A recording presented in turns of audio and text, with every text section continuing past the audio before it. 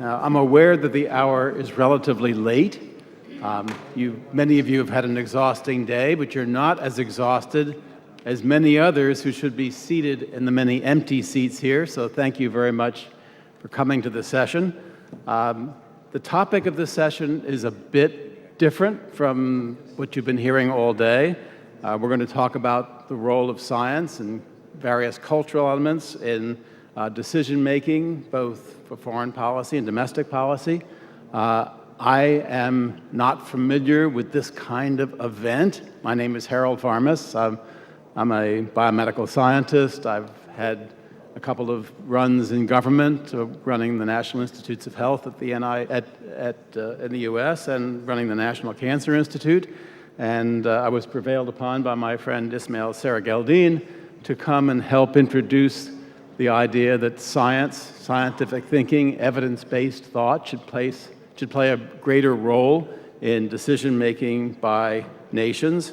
I accepted the idea in part because I welcomed the chance to visit Baku for the first time. And Ismail, I'm very glad that I've had the chance to do that. It's a spectacularly attractive city and a place that I haven't been before.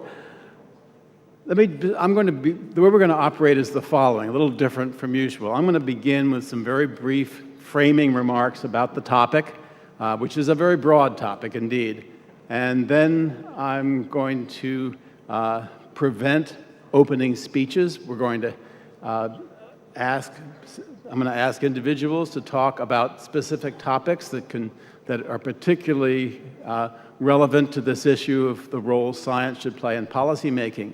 I will, at all times, welcome pertinent, relevant, brief questions from the audience. I want this to be an interactive session, lively, and I want you to feel that rather than taking a rest or taking a walk, it was worthwhile to come here for this interchange. Now, underlying everything that I will say, and presumably the panelists will say, are some assumptions that science has virtues in thinking about how governments should operate, and indeed how the world should operate. That science has utility for thinking about things that people care about: security, health, food, water, energy, environment, and other things as well. And secondly, as a kind of corollary, that it is important to use scientific ideas to both support and indeed to formulate policy that affects many aspects of what government does and how we live. When I think about this general problem, I think about three major categories that I'll summarize very briefly. First, there is the question of how government, in its desire to have a responsible interaction with scientific thinking, how does government support science? And that happens in a variety of ways that differ in their quantity and quality throughout the world, but that includes funding for scientific projects, includes training, support of facility construction. It includes immigration policy, which affects the labor force for science. It involves creating and sustaining institutions. And that could be a topic for some of the things that you'll hear from our panelists. Secondly, there's a question of how the government gets scientific opinion that it then can incorporate into policy making. And that happens in a variety of ways. In our own country, for example, in a normal administration, which this one is not, we have a panel of scientific advisors reporting to the president. We have a science advisor to the president. We have someone who runs an Office of Science and Technology Policy that oversees the work of the various science agencies. We have advocates who come to Congress or come to one of the components of the administration to provide scientific advice. And increasingly, perhaps in part in response to our two-year-old president who's been president for 2 years, but sometimes behaves like a two-year-old, and that is an increased cohort of people who are scientists, who are health workers, who have been elected to Congress because the first thing that happened in our country after the election of Mr. Trump was an outpouring of support for science, recognizing that at the top we had someone who had at least a moderate level, if not a profound disrespect for scientific activity. The third area in which there is an interplay between science and policy is the question of how the government as a whole, especially the congressional and executive branches, deal with the weight of scientific evidence. And how does that evidence line up in sometimes contrast with many aspects of a nation's culture? Its religion, its traditions, naysayers within the society, people who want to make money rather than advance the vitality of the world, and how do these forces get balanced? How does the scientific community and people who advocate for scientific thinking present their arguments in a way that brings the public along in making decisions that are important to politicians who need to get elected in the next cycle? And I hope that in the course of our conversation, these three issues, support for science, importation of scientific advice into policymaking, and the way in which governments and politicians make use of scientific advice in a way that is balancing counter or anti-science influences. Now, there are a lot of topics to which these precepts apply. That includes how we prepare how we generate our food, particularly with respect to genetically modified organisms, how we respond to evidence of change in our climate. There's an application that can be seen in a variety of health occupations, particularly these days in the U.S. and elsewhere as well, in the use of vaccines, attitudes toward the control of tobacco and the use of e-cigarettes. There are transportation crises. There are tools now for changing the genes of our germline, and those also become controversial and often matters of policy. Our panel is a distinguished one that represents a large number of scientific disciplines and issues in which science plays a very major role. And starting, I'm not going to do it by linear, I'm just going to recite for you one or two cardinal characteristics of the panelists so you know who they are.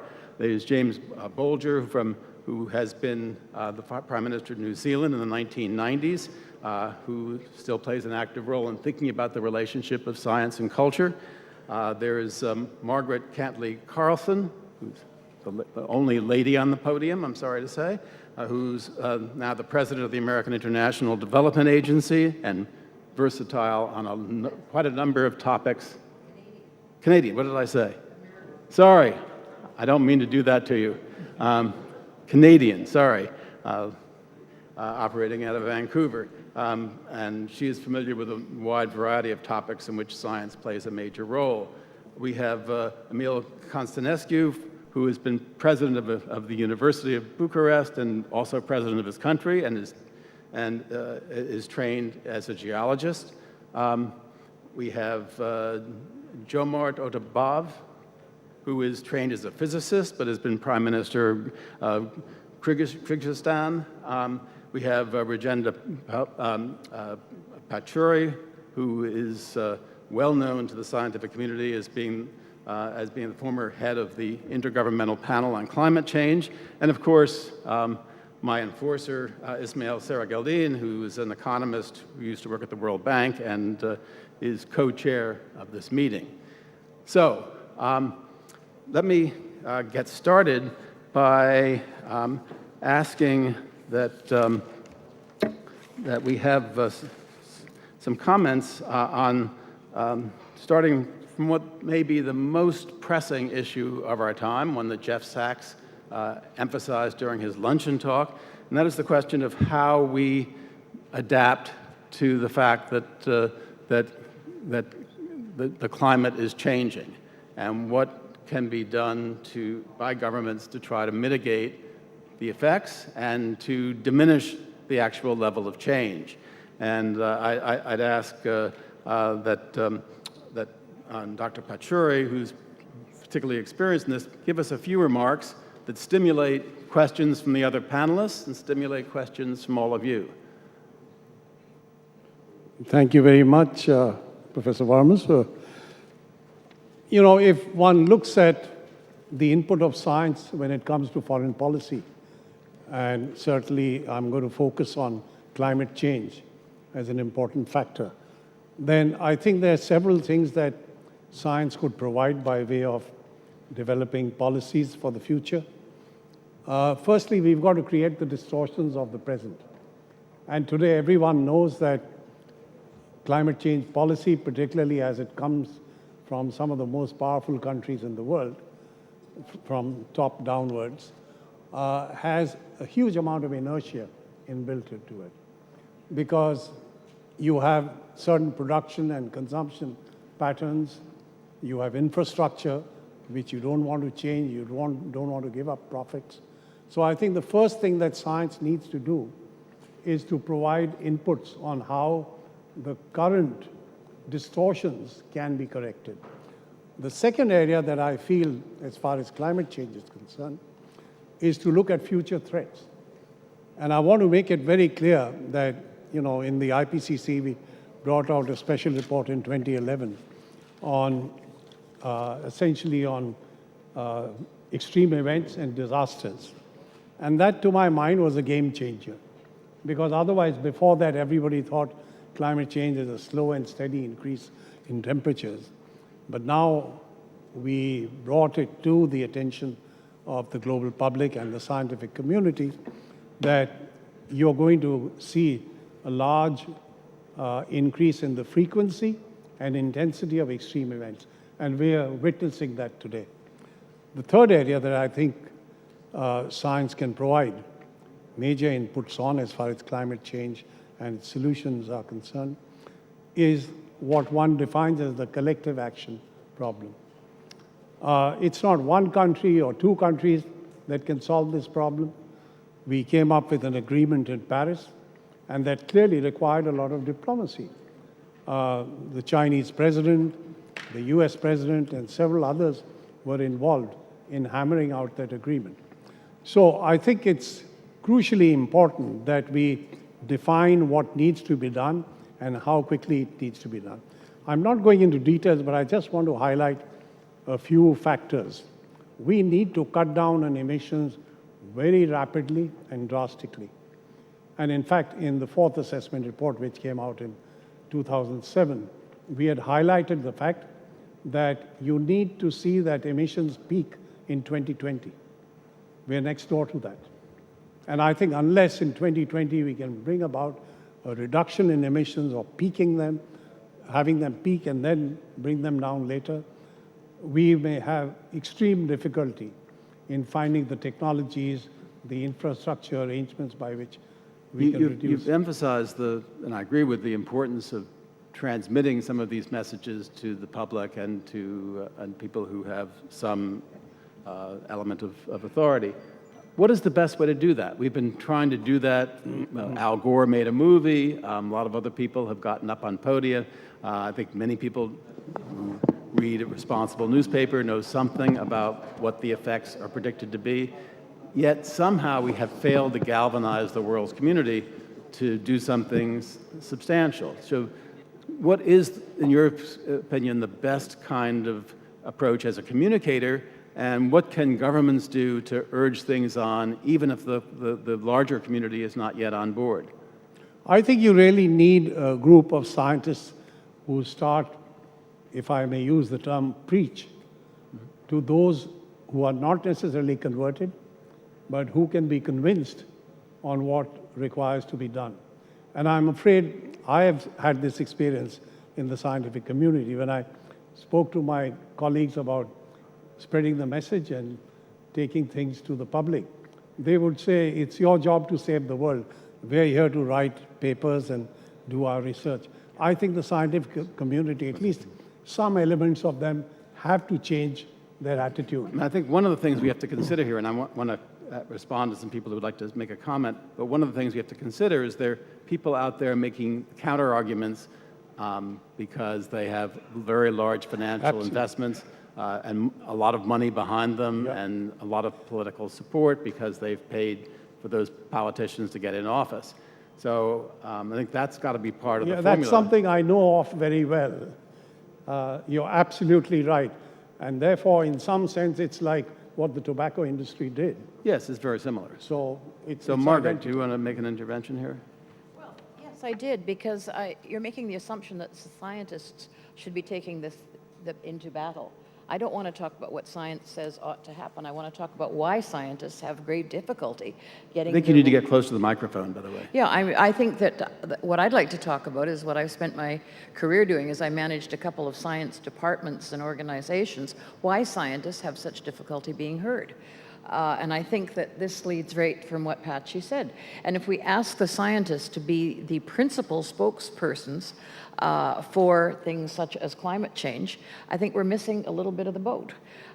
First of all, they are in silos which mean that they can only communicate their science in a certain way. It's a very rare scientists that will move out of the means of discourse, which leads to publication, which leads to all of the parts of the trade of science. Why don't we use other parts of science, sociology, psychology? Why don't we use the other parts of science, anthropology, to try and figure out what makes societies change? What leads to major changes? So you've obviously interacted with some of these groups, and I agree with you. Working with social scientists and psychologists to try to understand what changes people's minds is incredibly important. You've got to use it from the beginning. It can't be something, we've got a solution now, come and tell us how to implement this solution. You need to do it a little more skillfully than that. Well, how would you approach this with respect to climate change? I would have started a while ago. Right. But, well, here, we have to start with where we are and try and find out which societies have responded and how. And I think that we should also get segmentary about who we're trying to influence. If you immediately go to those who aren't about to be influenced because they make a lot of money out of what they're doing now, then you're on a rather more difficult track than you might be if you said, how about the middle? We may not be able to convert. We should stop preaching to the converted. That's a waste of time and money. I agree entirely with that. And now I'm going to ask Dr. Oterer to leap to the other end of trying to convince the oil barons, that seems also a waste of time and money. Why don't we carve out a large segment in the middle and start and using the skills we've got to try and convince them to then move toward the decision makers in their own countries. So, Jumart. Yes. On climate change, I wanted to make one statement, is that in that case, money will tell us what to do. Recent discoveries in photovoltaics show that 1 kilowatt hour of electricity can be generated by renewables with 3 American US cents per kilowatt hour. The cost of electricity, the price for electricity in Germany is something like 40 US cents per kilowatt hour. So economy in that respect will work. In Germany, renewables generating already 40% of all electricity. So business already working very hard in introducing renewables, which generate very cheap electricity. On that way, climate change principles also will be. So to what extent do you think these changes should be advocated and pushed by the private industry or government-supported industry or government policy? By 2050, 2/3 of global electricity will be generated by renewables purely on commercial terms. Is that fast enough? There is no any arguments. Commercial terms will work, and renewables will cover all these. Commercial terms won't work. They haven't worked thus far, and we'll have to regulate. Somebody was talking earlier, I think it was Jeffrey Sachs, at lunchtime, about how Norway was leading the patch. It's leading the patch because government's involved. It's out there directing it. Just think about what we use energy for to drive our motor vehicles. We don't give people learned lectures and say it'd be preferable if you drive on the right side of the road, but take your choice. No, we don't do that. You say there's a huge penalty if you don't drive on the right side of the road. We require people to do a lot of things, and if we are going to get past what I'm finding tedious, not only here but elsewhere, people telling us how urgent the climate change issue is, and we've got to do something sometime, somehow, somewhere. And nobody does anything. We just wait and watch and, oh, well, somebody will do something. And I'm terribly sorry, I do not believe the commercial world will do it. Is there any sign that they're making smaller motor vehicles? No, they're making bigger ones. So we have the absurdity about massive big SUV trucks taking over much of the cartage of one person. The commercial world will go where the dollars are, not where the science is, not where the climate needs are, not where humanity's needs are.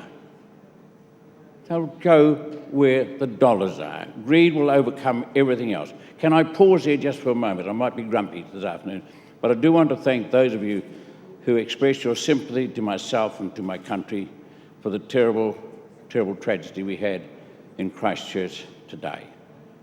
49 shot dead in 2 mosques and a similar number injured. And it tells you what mad people can do. And hopefully we can learn from that, but not victimize everybody because of one mad lunatic running around with a gun. But just let me pause there in using the word gun.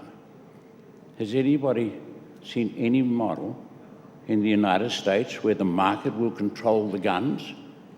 Because we've had this terrible, terrible, terrible, but it's so rare for us. It's very common in the United States. The market, Mr. Moderator, has done nothing, full stop, nothing to control that. Ismail. Well, I'll take up this last moment. A lot of people, including the media, live in totally unreal version of what's going on. One of the stunning things that I have seen is a study that shows that 80% of Americans do not own a gun. 80% of Americans don't own guns. 20% do, and of those 20%, 3% own 50% of the guns. And the other 17% own the other 50% of the guns. To hear the debates that are going on, you'd think that everybody is like Charlton Heston saying, you will have to take it out of my cold, dead hand, and this is my Second Amendment right. It is not. I'm sorry, much more than 20% own guns in America. I'm sorry? Many more than 20% own guns in America. No.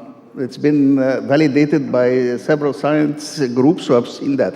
And that brings us to the fact that many of the scientific studies are overwhelmed by very powerful images. And one of the images, for example, is that the momentum that is going on in America right now was because of all the prior investments and so on, and that's not true again. Because, in fact, Mr. Trump has been undoing regulations that were put in place and opening up the wildlands for oil exploration, which had been banned by regulation. I think Jim Bolger is absolutely right. You need government regulation.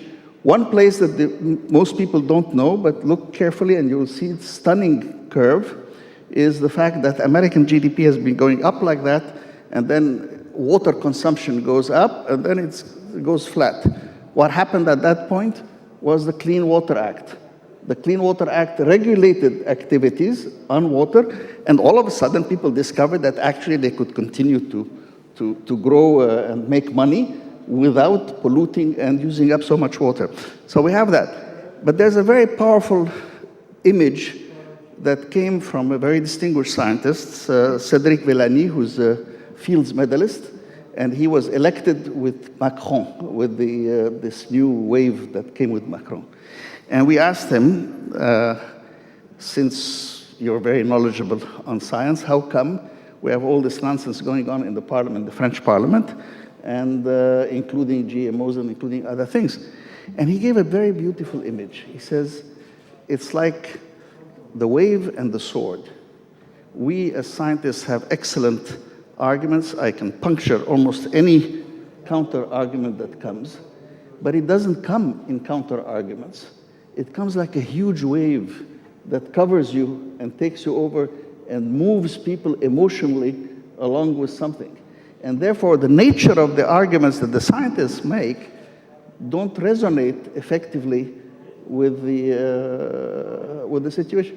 And this is part of the difficulty that we were just talking about, how people need to talk.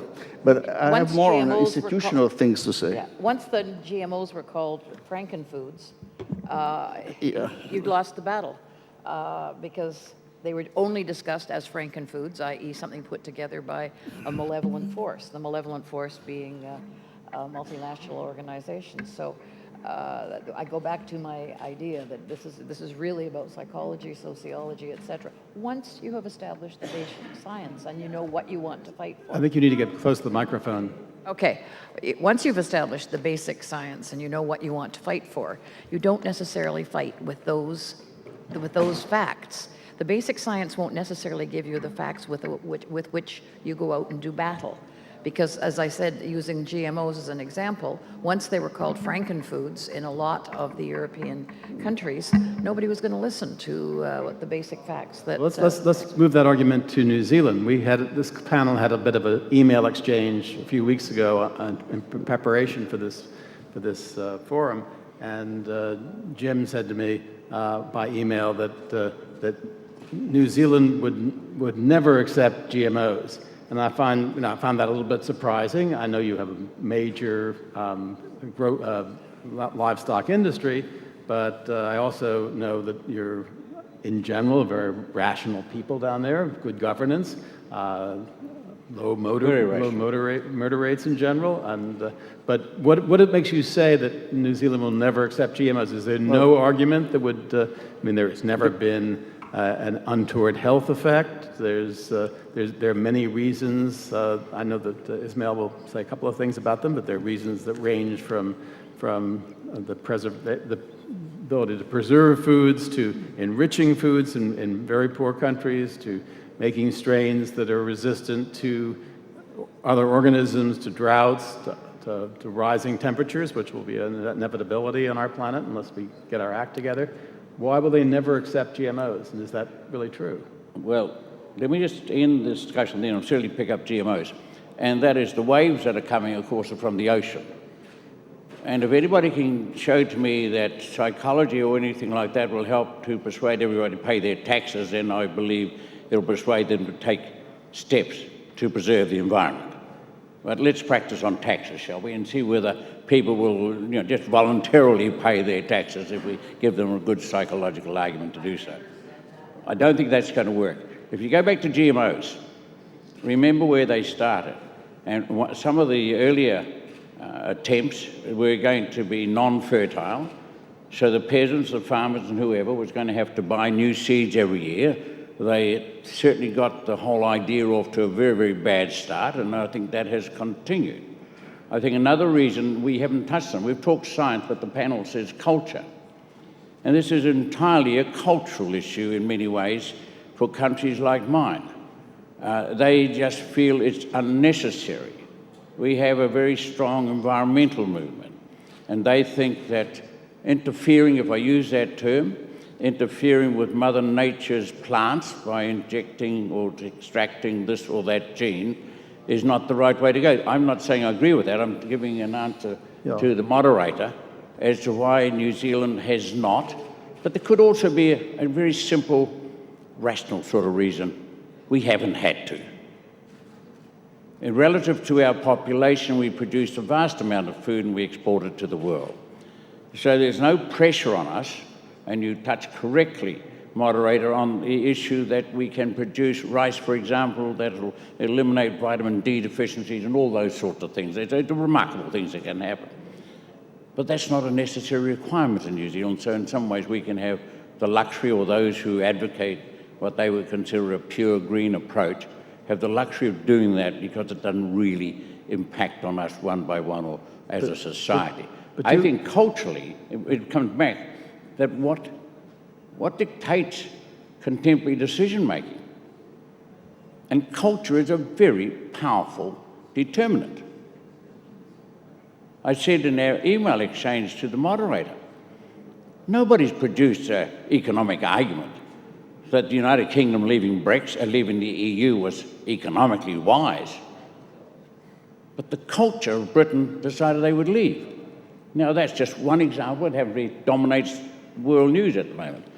And there's many others. So I think we've got to look at the cultural side when we're looking at how we can make the right decisions across a whole range of issues. So you feel there's no impact on environment by overgrazing and raising too many sheep and cows in New Zealand? That's not a possibility? It does, if it happens. And you raise a very important point. And I've raised this over the years. How soon will it be, because of the impact of livestock and the cost in land and water to produce red meat, which you'll all enjoy maybe later this evening, will it be just as unacceptable to eat red meat as it is to smoke? Because one of the more damaging productive techniques for food is the production of red meat, which probably most people in this room say we'd like to have a nice steak. So some of these challenges are going to be very cultural. The science is already known. It takes an awful lot of land and water to produce red meat. You could go to the other extreme and produce potatoes for everybody and you'd do it easily. The question is, how do you get the cultural shift? Or do you have to, again, require a law to change people's mind? These are the real questions. As I say, I'm a bit tired of hearing we've got to do something and people don't set down what we have to do. I'd like to engage Professor Constantinescu in this conversation. You've run both a university and a country, and you've faced the question of persuading your troops, whether they're students and faculty or the voters, the citizens of your country, to do something. And when you think about how much of this conversation has to do with persuasion, how you move the body politic, whether it's a university body politic or a nation's, in a new direction. You yourself have scientific credentials. How do you think this problem through? Let me, first of all, in my intervention, to appreciate the Nizami Ganjabi International Center because is one of the few NGOs that are inviting scientists at their conferences. And I have chosen the panel, this panel, because the topic for the debate is the role of the science and culture in contemporary decision making. Unlike last year, when in the session with the same topic I presented a more optimistic approach, I ask you now to allow me to share with you my personal worries about the more and more diminished role the science and culture have in decision-making process, and especially in elaborating a strategy of policies for future. In the last decade of the past century, the transformation of the information society into the knowledge society was proclaimed. The Lisbon agenda was mentioning emphatically the Europe of knowledge in 10 years was a failure. And nowadays, there is less talk about the knowledge society. There is talking instead knowledge dereliction, a value that endured the progress of society in favor of the instrument facilitating the management of political, military, and economic power in a society where money is a supreme value and consumption is the main goal. Without denying the global raising of living standards of the educational level, we cannot ignore the fact that the main beneficiary of the globalization are the financial and banking companies, not the university and scientific research institutes that are representative for science and culture. The information society, which was supposed to be a vehicle to lead us to the knowledge society, was in fact the factor that hindered this transformation. This is not difficult to observe that beyond the communication facilities between researchers and long-distance learning, which are representing a very small percentage, the communications through social media network is massively dominated by sex, violence, commercial messages, and fake news. During this forum, there was much talking about populism and political correctness. When we are talking about the role of science in making political decisions, we have to know that there is no political correctness in science. We, the researchers who used to live under the communist dictatorship, we know very well that political correctness is meant in communism. The bourgeois science was condemned in that time. And science only seeks the truth. And many times in the history of science, the scientists have paid a heavy price for this. Populism is equally dangerous for science. The mathematical theorems and the principle of physics is not submitted to vote and not validated by the number of likes on social media networks. And a few words about market world versus values world. In a pragmatic time dominated by principles of efficiency, a world of markets has been brought into discussion and still is a largely debated topic. Either it is about goods, capitals, and labor force. Certainly, the market world, which seems to have a solid present, will not have a viable future if it is not backed by world values. Universities are threatened and assaulted by market economy. Of course, as a man who has spent almost his entire adult age in the university, I cannot express myself against modernizing infrastructure and bringing certain performance criteria in university life. I think, however, that too much importance given to immediate effectiveness as well as engaging faculty, departments, and teachers, the race for obtaining financing, will mean a risk to diminishing very soon the original vocation of university.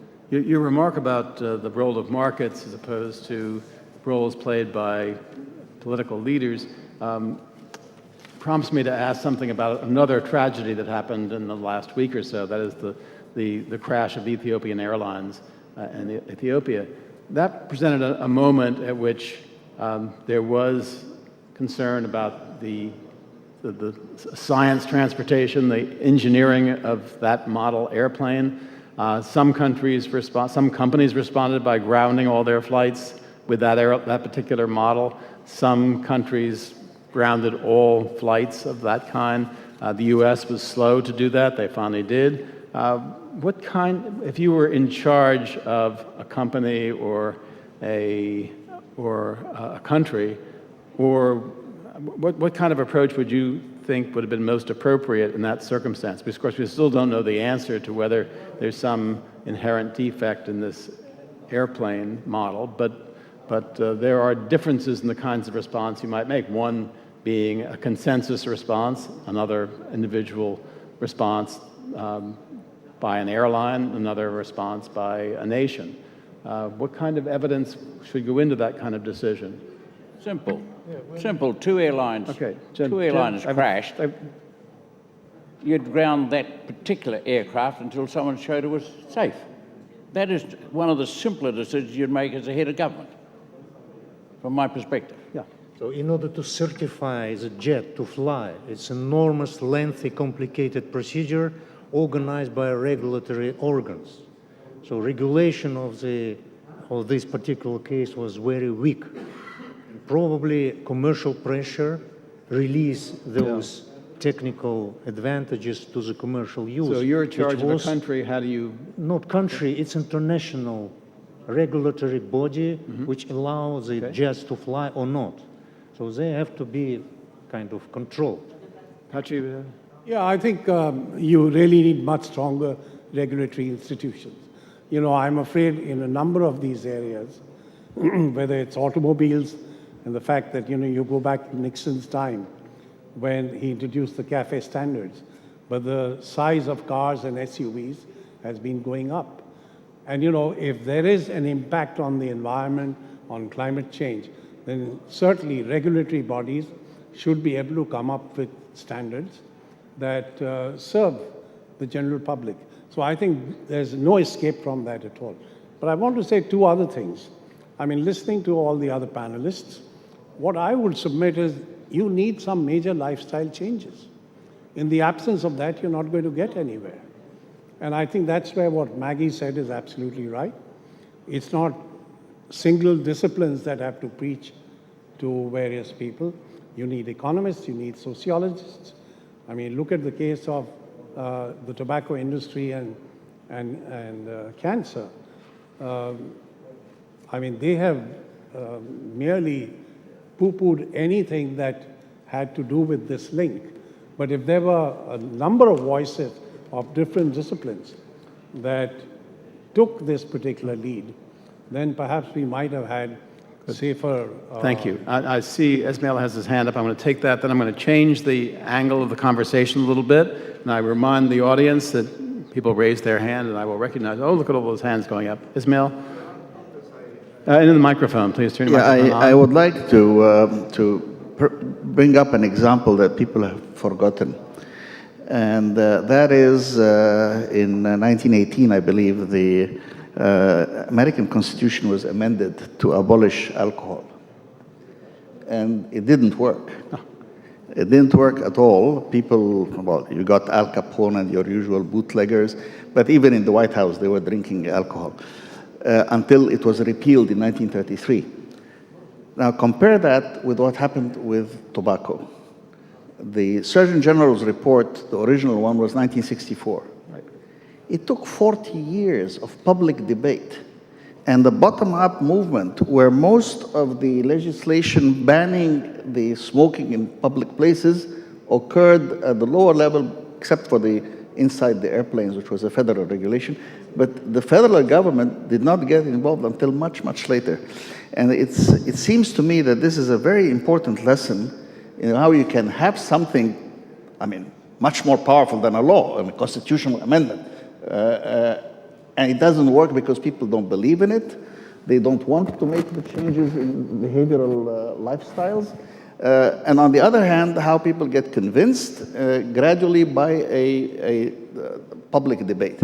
But what we have seen recently is professional media consultants who sell points of views and who as one of them told me once, you know, selling everything from the President of the United States in a campaign, a political campaign, or a product is the same. It's like selling shampoo, like selling toothpaste. There are techniques, there's professionalism involved in this. We know how to do it. And I said, we know how to do it. This is, and you know, and it was very problematic to me to think of that, because I'm convinced that we need regulation. But your second question, Harold, is the one that troubles me most. And that is when you said, how does science get into the decision-making? Well, there are 3 or 4 very various models. And one of them is to say, well, you know, I have a Ministry of Scientific Research. We have people who respond to the government or so on. There's another one that says, no, you need a totally autonomous body, like the Academy of Sciences, that writes a report unaffected by political pressures and will come up with whatever the scientific argument is. But then people say, yeah, but then they are isolated, they are on the outside, they're not on the inside. And if they come on the inside, how do you protect the integrity and autonomy of the scientists from being pressured to become apologists for whatever the current political leadership wants to do? And therefore, I think we have these two ideas, a group of people who have the scientific method as their guiding line, who come up with facts, some of which are very unpleasant, and that call for changes, the government. And you have some people inside the government, and you've probably tried more formulae in that kind. You've chaired the Council of Science Advisors for Mr. Obama. You've chaired the NIH. You've chaired a lot of things. We're the elite, and So how do you find this notion, people on the outside versus people on the inside, how to bring them bring together? into this conversation Can one we- element can we we have not talked about. just Jim, just a make minute. a point? Can we just finish this one sentence, then I'll be right back to you, and then incorporate some audience. We have not talked about the role of internet and social media like Facebook and many others in this argument. And one of the things that I'm particularly concerned with at the moment is the role of the anti-vaxxers and the people hesitant about vaccination in the recurrence of measles and other infectious diseases. This is an immediate health problem in the US and elsewhere, and there's no doubt that social media playing a very large role here, and that has to be viewed in the context of the other elements of power in our society that influence what people think. You're right, but this is exactly the same as the tobacco. And there was an interesting study, don't ask me exactly who gave it, which said the ambition of the tobacco industry was not to deny black and white the health hazards of smoking, but was to create doubt. It's to create doubt. So you have read something and says you shouldn't smoke, it's bad for you. Then somebody else would say, well, maybe it's not fully proven. And that was it. What is happening with the climate change issue? An exact same model. From the President of the United States down, people are creating doubt. This panel might totally agree that climate change is real and we should, as a society, world community, do something about it. But there are very powerful voices out there. Powerful voices in the petroleum industry, in the coal industry, and go on, in the politics, who are funded by the same groups, who are creating doubt. And they're saying, well, maybe it's not quite as bad as they suggest, and maybe we've got a little longer, and really we shouldn't worry about it, it's not causing me any trouble. I looked at the ocean yesterday, and it was about the same as the day before. I live close to the ocean. I want to tell you it's getting higher.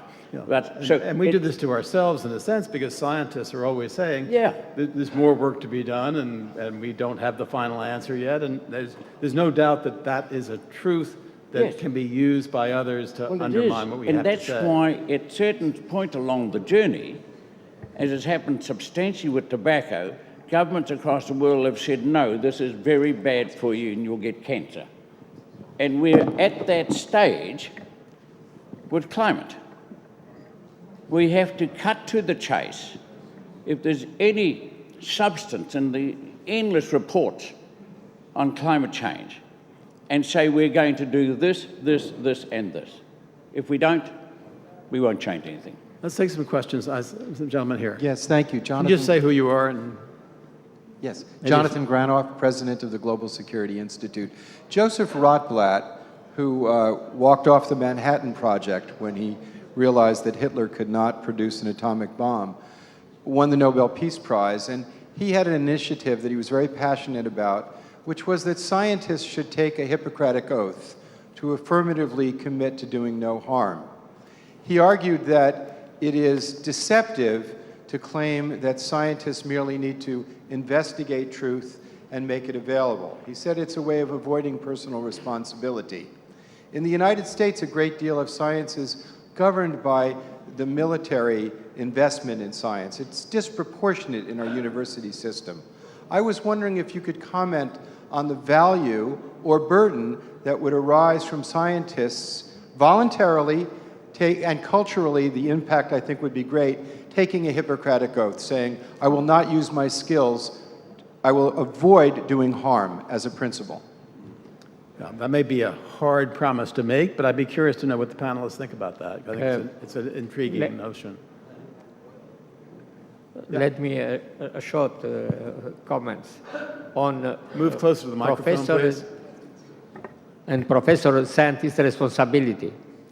The crisis today world faces put a questions mark over a large number of options that the last half a century took for granted, that forces us to reflect on how, for our own choices, have somehow contributed to the aggravation, if not even triggered the global crisis. If we agree that behind the rotten loans, imaginary money balloon of artificially inflated shares of the stock market, and all forms of speculation that cause collapse of the bank of the economy, a common factor could be perceived, a serious crisis of values. I believe that our responsibility as academics, administrator of academics institution, as an intellectuals, is undeniable. We all participate in the last decades, even if through resignation, in a vast process of massification of education, and more dominated by the obsession, economic obsession for immediate profit, and less concerned with the educational value of disinterested knowledge. We have accepted that a knowledge-based society can be created, but almost completely lacking of philosophical, like you said, philosophical completion, fundamental theoretical knowledge, interest in the history of concepts and values of our own society. We have accepted, on behalf of an illusory practical efficiency, the dehumanization of research activity, the imaging subordination of the asymptotic search for truth to the benefit of mass reproduction and convenient truth. Like bankers and investment fund managers, we have sold illusions too. Other comments on this? Yes, Roger. Yeah, I think in response to that question, I would say, quite apart from, taking the oath of Hippocrates or whatever, I think scientists also need to be given communication skills right from the beginning. Yeah, and I think that's extremely urgent today. If you don't do it, then I think we're losing time. So it appears to me that scientists, quite apart from what they practice in their own professions, must also realize that they have a responsibility to society. And therefore, they must acquire these skills by which they can communicate the value of what they're producing to society at large. Margaret, did you want to comment on that? And then Harm Ms. Mel? changes. Are you going to have somebody else define harm? Is it to work on weapons? Is that always a harm? The people who developed nitrogen for soils had no idea that there was going to over-nitrogenate a lot of soils. Harm changes over time. Is this going to be a personal decision? I'm just raising some of the problems that I could think come. there's a corollary to that, and that an awful lot of science that we do is basic science that can be applied in a variety of ways. And I think Precisely. it's hard for people to take an oath and know whether they're abiding by their oath in all categories. Ismail? I'd like to take exception to two things. One is that we have to encourage, and there must be some additional ways, and I think we are now getting close to the tipping point where there's a lot of discussion now in legislative bodies about dealing with the communications platforms, whether it be Facebook or Twitter or so on. And the key argument is whether you consider them a utility, in the sense like I'm providing lines, and what goes on the lines is not my business. I give you a telephone service, but if you use it to threaten somebody or use it, that's your problem. To whether they have a responsibility like publishers, where they could be sued for what happens on their platforms. So this, we are now, both in Europe and the United States, beginning to see that. China has a different model. It has a model of a controlled internet, which is largely kept separate from many of the others, and it's appealing to some people.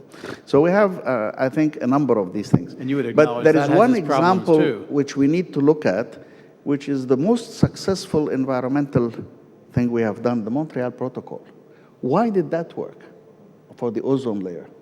Why did that work and all the emissions stuff did not work? Well, it worked because the chlorofluorocarbons that were both in refrigerants and in propellants for deodorants and so on, that were destroying the ozone layer, it's a very narrow sliver of the economy. It's produced by a limited number of companies who also produce the CFCs that are not harmful to the ozone layer. So by setting up a fund, we were able to induce them to stop producing the CFCs that were harmful and to produce the others. On the other hand, decarbonizing the economy, as Jeff Sachs was saying, touches practically every single field of the economy. And it's extremely difficult to do that unless you go back for regulation and Eager hand in the back. Say who you are. You might get a microphone. Here we go. Thanks to Moderator and the panelists, this is the most interesting session for those 2 days. Thank you. Not because of the topics, because of you participated in it. I come from the World Academy. I'm Momir Djurovic, and I want to make a few comments. I entered science probably the earliest here at the late 60s at Imperial College. So I'm in a way a history of the science. Science is not anymore a feature of privileged people. It's become business. One of the best and biggest businesses in the world. And that's science today. And we are expecting to have from the business more than that should give to us. And that's something we have to know. Science employs today billions of the people. In my profession, when I entered science, we had 4 journals. I'm an electrical engineer by original profession. Top 4 journals, 3 in States and 1 in UK. 1 in UK today is 25. 3 in States, 300. So science can change the profile completely. And let me just make a comment on something I heard from Moderator. Cigarettes. You know, cigarettes and smoking was regulated by price. If you go to pubs, for example, or to Not some true. night Not clubs, true, sir. Not true. let me just finish. To some nightclubs to Europe, someone will approach you and ask you a evidence cigarette, for the idea that and in will the pay US you that we raise the tax. few euros. It will pay you few euros. Price has regulated smoking. And let me just finish with a joke. In this area, Turkish TV serials are very popular. And there is one in which a lady, elder, went to doctor and she said she's got Alzheimer's disease. That was happening just these days on the TV. And doctor suggested to her to be very active, to do crosswords and so on and so on. At the same time, it was reported by consortium of 40 research institutions that the bacteria from mouth is Alzheimer's disease. So we live in a very complicated world where science is the only one act of it. Thank you. Okay, thank you. Is there a point way in the back here? Yes, if you get a microphone, please. Yeah. Okay, well, we'll get back to him. You're next. Thank you, Mr. Chairman. First of all, I'm very pleased to meet you here. Last time I met you in Bethesda at the National Cancer Institute and the National Institute of Health. I'm very pleased that you are here and a new contact. Thank you. My name is Marcel van de Voorde. I'm Belgian. I'm professor at various universities, a little bit worldwide, also in Tokyo and also in China, in Shanghai, also in the United engage States. the panel? Now, the point is, what I wanted to put forward is that during the day yesterday and today, when he's talking about problems that could be climate change, food and water and so on, I also have noted that during these 2 days that 72 times the so-called globalization was used. But what I'm really missing is how are you solving all these problems? What is the roadmap? We have only heard about the problems, but what is the roadmap? Now, Mr. Chairman, I think there are 10 rules to do that. I will not enumerate all the 10, it is not to me, but one of those 10 is education, research, and innovation. Now, a mechanism on that roadmap for that only point, we in Europe, and I particularly, was strongly involved.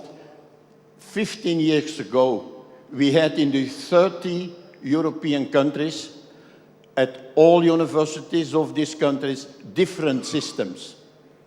At a certain moment, 15 years ago, I got a mandate to make the uniformity of the system, and we created a system in which it is called the Bologna Declaration, where in all universities in Europe, we have now the same system. In all universities of the 30 nations, which were very different, the same system. A second point, what we did is, these students had the possibility to go from one university to another. And we, with an Erasmus program, provided the money so that the students could go to various places. What does that mean? That the students, before a German, would not go to France because they didn't know the language, but with the Moderator, unification of the education and also with the exchanges, you could really get more or less the point that the people could go all over Europe. Right. Let me just slow down here a little bit, because I think we would all acknowledge the virtues of the European Research Council. No, my point, what I wanted to make, there still is heterogeneity within the European system, and I guess some of my fellow panelists here would like to know what question you're leading up to. No, the point is, what I'm putting forward is the following. That so-called European system, what we have now, what was impossible to create between the universities and the research institutes, we should now go and to make it worldwide. We should try to get a unified system worldwide. We have it between Europe and the United States. We are now making it with Japan. We should really also try to get the so-called money available to put the people from one continent to the other, and a research program.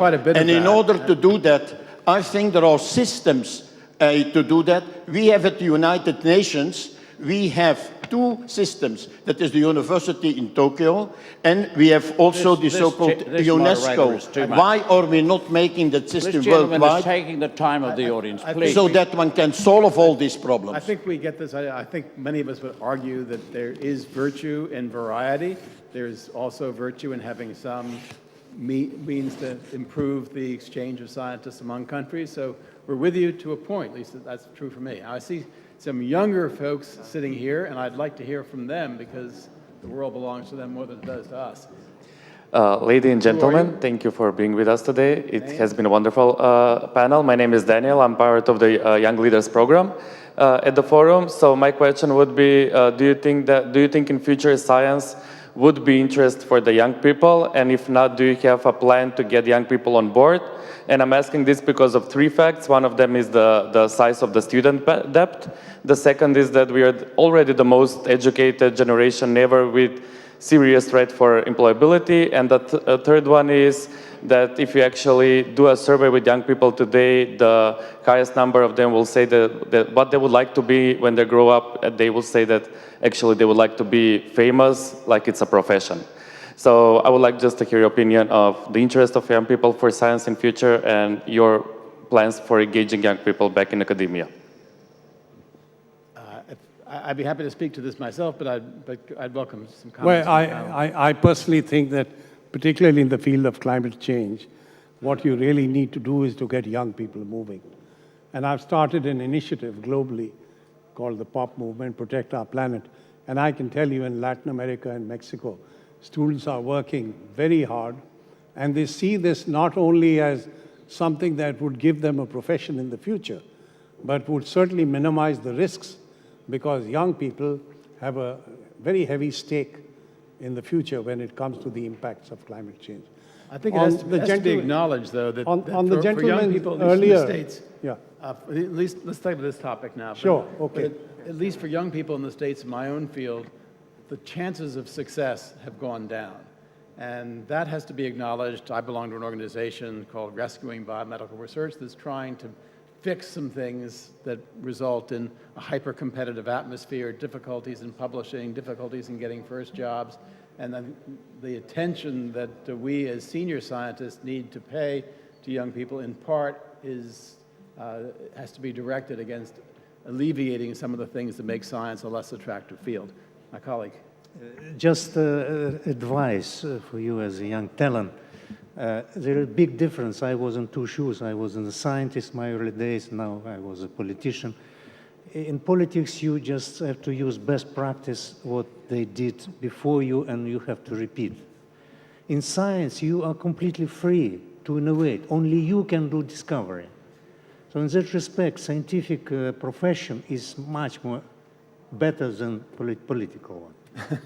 This is one man's experience. There are many who would say that there are limitations placed on the growth of a scientific career these days. Can I make the point, and I think the young questioner is correct to draw our attention to, it's an old Inuit saying, which I reflect on often. We don't inherit the land from our forebears, we borrow it from our successors. And that, I think, is important in this whole concept of climate change. What are we going to leave those who follow us? We inherited a society, and I'm looking at the approximate age along the top table. You're a bit younger. And I think we owe it to them. But I want to throw in an oddball point because I think it's essential. If we're going to continue to measure success by gross domestic product, we will continue to destroy the world. That terrible, terrible, unbelievable tragedy in New Zealand today adds to GDP. The enormous work that I know that community will do to support those families will add nothing. If you destroy a virgin forest, you add to GDP. And I could go through the list. If we are going to focus the energy of our young people on what's important looking forward, then in God's name change how we measure success, because GDP is totally past its use by date. Yes, I would echo that. I think in our own field in America, one of the things that is polluting our scientific efforts is measuring success by the name of the journal in which you publish. This is insanity. And let's get back to evaluating the quality of work that people produce. This gentleman's had his hand up for quite I want to some time. answer this person. Yes, you've got to get interested in doing this, but make a little distinction between pure science and solving problems. That was the issue I was trying to make earlier. You may be interested in trying to improve the way that the world feeds itself. It isn't just agriculture that you've got to look at. You've got to look at a whole number of subjects: economics, the caste system, all of the issues that will influence this, where you want to study it. And the climate ones, the climate questions are really the same. You've got to look at the broader canvas of the issues. The science is imperative, but it isn't the total answer. And so, therefore, don't be narrow. If you're going to do the pure science, wonderful, but make sure that you look at a broader canvas. Otherwise, you'll never solve the problem that motivated you in the first place to go and look in that area. Thank you. Well, I'm going to make one slight reply to that, and that I still think that we need people who are insanely focused on solving basic problems that may not have any application at this point. And whether they're the ones who think about the broad applications may not matter, because there are other people who will pick it up. John, sir. Thank you. Who Gary are you Jacobs, Chief Executive Officer of the World Academy of Art and Science. I want to thank you for raising such an important issue here. And the variety of responses shows how complex this issue really is. But I'd like to suggest one. The question that I think you're started with is, why won't the decision makers, the political decision makers, listen to the scientists? No, that was one of them for sure. That was certainly a fundamental one at the beginning. Right. But if we look historically, we can see science kind of started with a Cartesian separation from society. We're going to look at the pure facts. And our own academy was started, as Jonathan mentioned, by scientists who were really concerned after World War II about what was the social impact of their technology. I don't think we can have it both ways. The scientists can't, and first of all, we've never really defined who we're talking about here. Who's the scientist? Is the scientist the one in a government research lab, or in a university, or in a corporation, or working for the government? We've got scientists everywhere. All of the above. I think we'd try to make that We've clear. got scientists everywhere, and I don't think we can glorify the term scientists and put all the blame on decision makers. And I thought that President Constantinescu really came to the issue. Are we really teaching values in our science?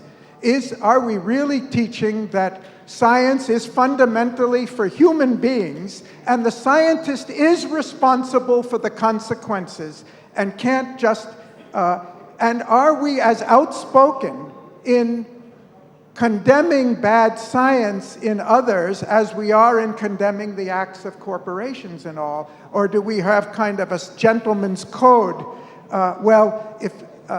That we don't do that. So I think the issue is more complex, and it works both ways. If the scientists, we want to be heard more, then we have to take more responsibility for the consequences of all our science. Responses from the panel. Ismail, I can Science, the scientists do, in fact, I'm sorry, but there is such a thing as the values of science. And they are adhered to by scientists incomparably more than in any other group. For example, number one is truth. Anybody who fabricates evidence is excluded. Remember the big hero in South Korea who fabricated his data, and the national hero received medals, etc. And then it was his colleagues who showed that it was fabricated. The second biggest problem is plagiarism. We don't allow somebody to take somebody else's work.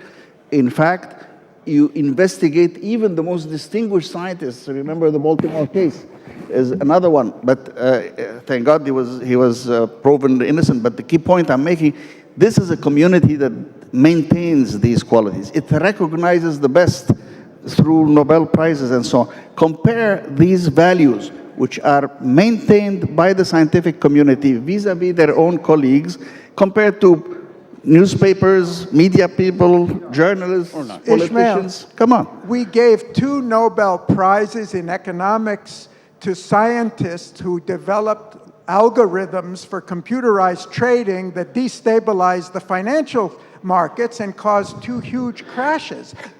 You're wrong. You're wrong on both of these counts, because the Brown-Scholes case relates to a way of evaluating what a derivative would be valued at a certain point. That's, again, we come back to the question. It allows different activities to be done. Have these activities been regulated? I mean, I come back with Jim Bolger. I mean, you really need... Society cannot function without regulations. I think the example of the car is very good. I mean, you don't tell people, well, you should drive. No, if you don't drive this way, we'll withdraw your license to drive. So I think the regulation part is different from the discovery part. Can I I think it's just fair to say that intervene the scientific here? community is a community that does try to make valuations. They're not always perfect. No, We can I don't just... always make the right accusations. The process by which we evaluate those accusations are not always the best. We have values that are sometimes corrupt. So I don't think it's perfect, but I do think we're, as a community, scientists do a pretty good job. Can I just intervene? I'm Chancellor of a university, have been for many years, and therefore I have all sorts of academics telling me all sorts of things. But I also have a number of our indigenous people at the university as academics or as undergraduates and so forth. And I'm coming back to the word culture, which we seem to want to get away from. They bring a distinctive cultural input and influence into their thinking. And in terms of the environment, it's far more powerful and committed than probably anybody in this room. Because over the centuries that they've been there, and they were abused by, like every other European settled land, and their land was stolen and all of that, and they were cast aside as being stupid. They bring to the decision-making process, and that's the point of the question that's in front of us as a panel, a cultural dimension that I don't see anybody else of my colour bringing, to be honest.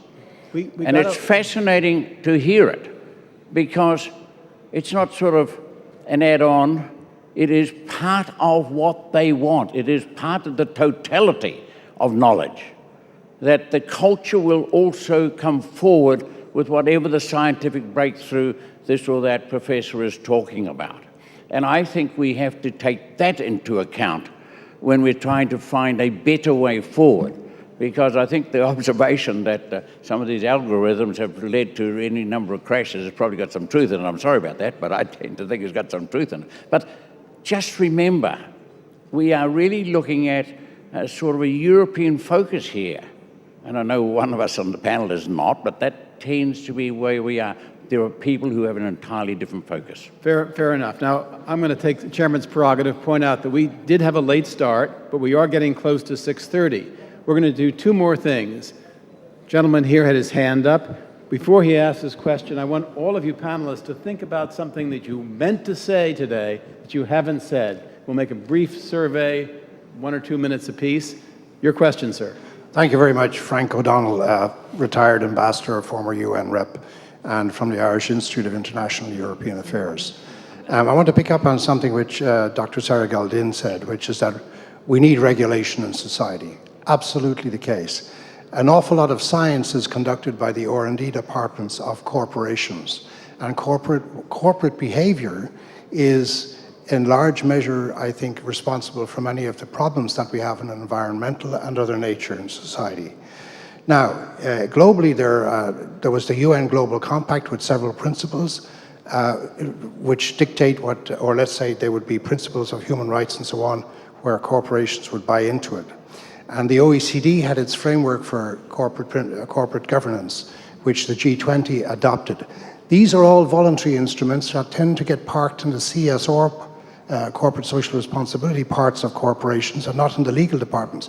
My question to the panel is it not the time to have global regulation of corporate behavior by defining the rights and responsibilities of global corporations and holding them accountable with an enforcement mechanism so that they do not disregard our environment, do not disregard human rights, and actually behave as good citizens as we all should in the world. Thank you. A few responses. Is this feasible? Is it good? Yes. Okay, yeah. What I'd like to say is that I think in the absence of grassroots effort and grassroots education of people, we're not going to get leadership at the top that's going to listen to science or knowledge or whatever. So I think it's crucially important that people on their own are able to choose leaders who are a little more enlightened than what we have today. And I want to mention... Easily said. Yes. I want to mention, you know, in accepting the Nobel Peace Prize on behalf of the IPCC, I invoked something that Willy Brandt said in 1971. He said, we shall have to know more about the origins of conflict. As I see it, next to reasonable politics, learning is in our world the true credible alternative to force. Now, a number of leaders today would never subscribe to this kind of view. So I would submit that quite apart from scientists talking to people in power and positions of responsibility, we really have to bring about an understanding of the threats, the problems we face in the future to the youth of the world. If we don't do that, I think we lost the Thank you. Talking about the role of scientists in society, we talk about the role of intellectual elite. A democratic society does not deny and does not dissolve its elite, but uses them for the common goal, the common good, making them accessible to any citizen willing to dare to use their talents and abilities in order to reach as far as possible on the road that everyone has chosen. And now is a tendency to eliminate intellectual elite in decision-making, especially. Margaret?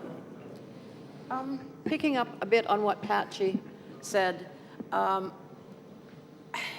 decisions get made because governments feel that they have to catch up with where the public is. And so therefore, it's really necessary. What's wrong? Oh, no. It's really necessary for us to help create public, the public current that will drive political will.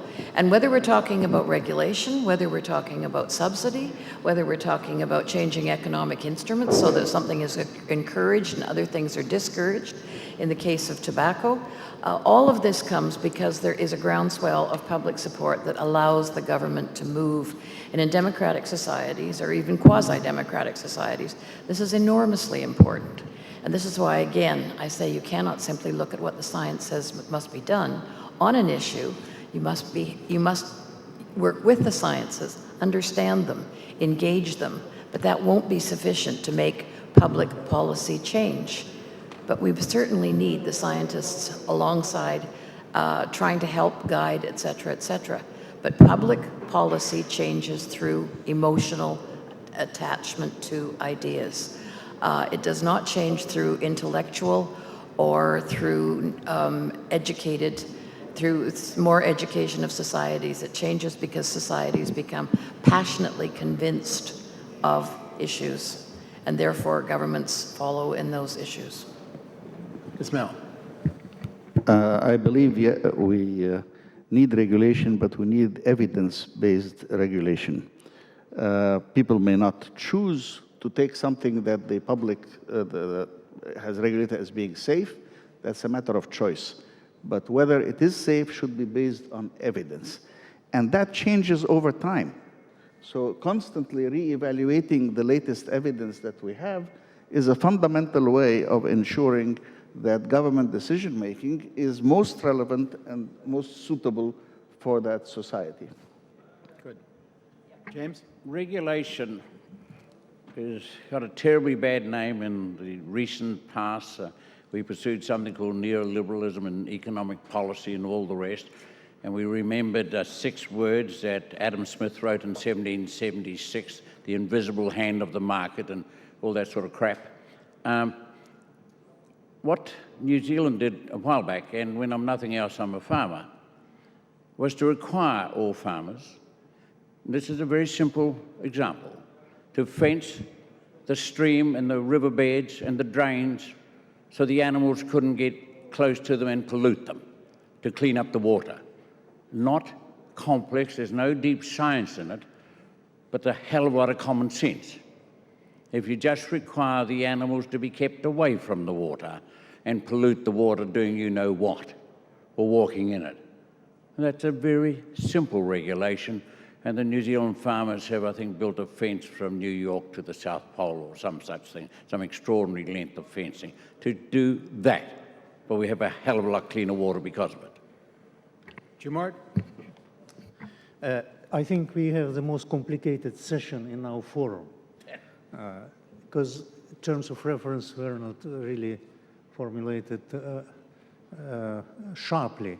So I was puzzled, either we will have political type of debates or scientific. It looks like scientific kind of standards prevail. And we completely forgot the title of our forum, which is A New Foreign Policy. So it's really intellectual debate, and thank you for your excellent moderation.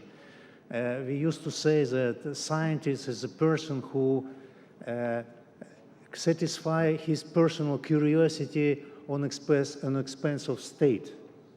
So we, I think, kind of satisfy our own curiosity, and we went very far from regulation, from government policies, etc. But thank you for giving us this option. Well, let me follow up on your remark. And I was reflecting as we gathered these final comments on the importance of something that I think we probably undervalued during our discussion, which is the question of how the ruling government gets scientific information. President Trump doesn't have a presidential council of advisors on science and technology. As was mentioned earlier, I was a co-chair of President Obama's for a time, and the president would sit in and listen to us talk about the role of science in manufacturing, about what's known about influenza, so we could deal with the epidemic of 2009. That, to me, is a very important credential for anyone who aspires to rule a country in this day and age. To your point about foreign policy, one of the reasons why the Obama administration was able to make a deal with Iran is because a distinguished scientist, a physicist from MIT, was part of the negotiating team with Iran, and he was accompanied by the Secretary of State, John Kerry, who listened carefully as Ernie Moniz, then the Secretary of Energy, was able to talk to his MIT colleague, who was part of the negotiating team from Iran, and compromises were reached, and a treaty that most people applaud was consummated. And I do think that there is a critical role for scientific thinking in making agreements. Science famously doesn't have national boundaries. Foreign policy does. And I think if we had this panel to play over again, I would agree with you. We might emphasize more heavily the role that scientific thinking that obviously affects a number of domestic issues. I resonate with the idea that regulation is important. We've got to be careful. Scientists should not be over-regulated because there's an element of freedom of thought and the free motion that certainly the science agencies in the U.S. try to create an envelope in which people can operate freely within a regulatory atmosphere. So there is regulation, but it's not too tight. People are encouraged to exercise their imaginations. And indeed, I think for most of us who are scientists, it is that ability to have the independence of mind that gets regulated by the scientific community itself, and to a certain extent is regulated by those who make financial awards to allow science to proceed. As a number of people have commented, this has been a complex panel. I applaud those of you who have stuck it out with us, and we hope that all of us will encounter you over the next couple of days, and we can continue these conversations. But in the meantime, I want to thank my panelists for being incisive, brief, and well-informed, and all of you for staying with this to the end, which is now.